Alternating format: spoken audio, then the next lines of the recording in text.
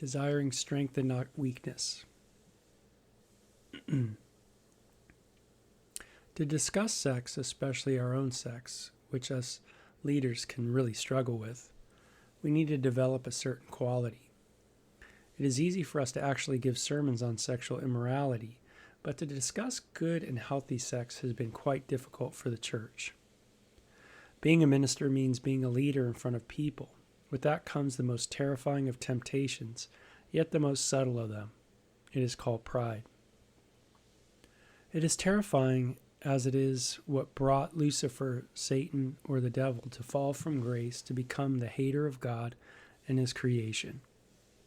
But it is the most subtle because it is ever present, yet easily neglected. Instead, pride is easily covered up by a perceived strength. Strength to not cave in. Strength to not confess. Strength to be an example like the saints in the Bible.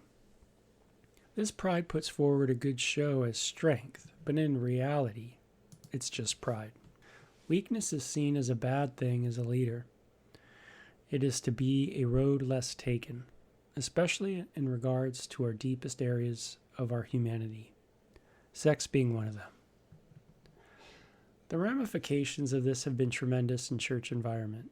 There's no shortage of people that attend church that feel absolutely miserable, that they can never be like the pastor. At a group meeting once, I noticed a 6-year-old man who remained quiet the entire meeting. He looked sad, depressed. At the very end, I asked him why he didn't desire to share something with the rest of the guys present. It was a small meeting for men who struggled with lustful inclinations. He let me know that there was no hope for him, for he has tried over and over to not cave into his sexual inclinations, but has failed miserably. I asked him how long he was in the church, and he said, for 40 years. Wow, that's a lot of sermons you have heard, I said.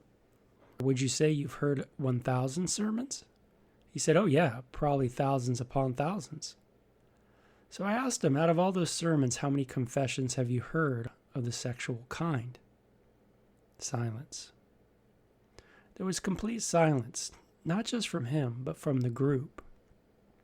He had never thought of it. Out of all the education on the Bible, he never once heard a pastor talk about his own sexual life or sexual sin. Not once.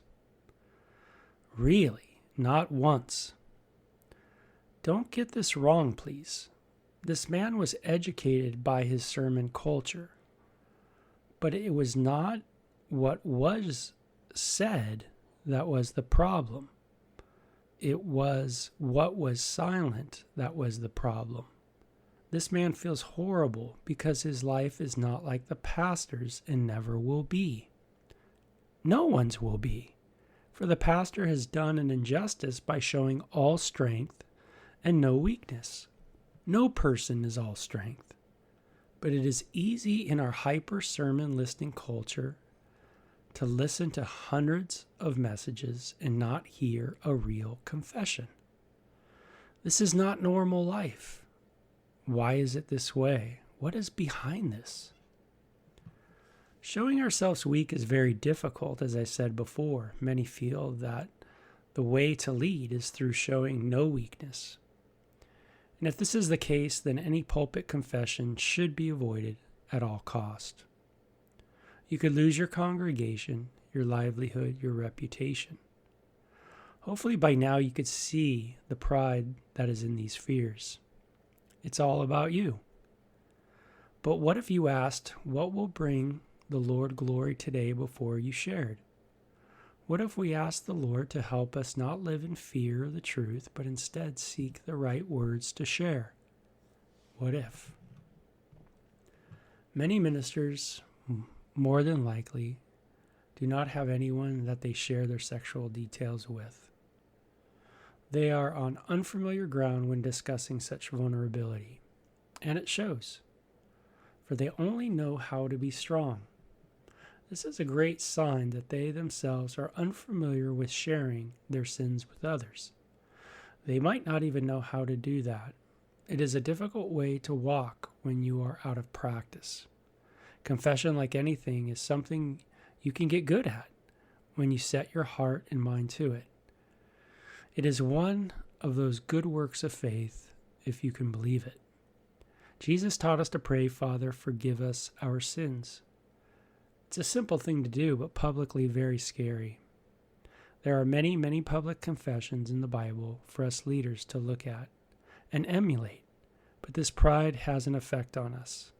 Years and years of it have caused countless damage to people and guilt beyond our understanding. God help us. It's that serious.